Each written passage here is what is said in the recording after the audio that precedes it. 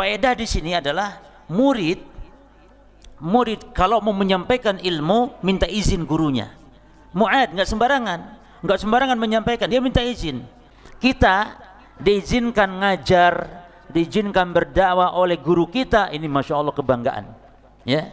Karena memang dalam adab-adab dalam belajar agama ini cuma kita berdakwah, kita mengajar, itu adabnya harus ada izin dari orang yang ilmunya di atas kita. Sudah layak kita mengajar atau belum? Pantas kita berdakwah atau belum?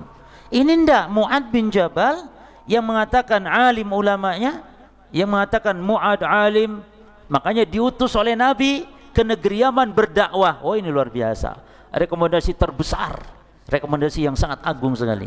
Makanya di dalam asar dikatakan Mu'ad itu nanti di hari kiamat di padang mahsyar, semua ulama-ulama umat Islam akan berbaris di belakang sahabat Mu'ad bin Jabal, ya, menunjukkan bahwa Mu'ad ini memang penghulunya para ulama. A'lamu ummati bil halal wal haram, umat yang paling tahu halal haram.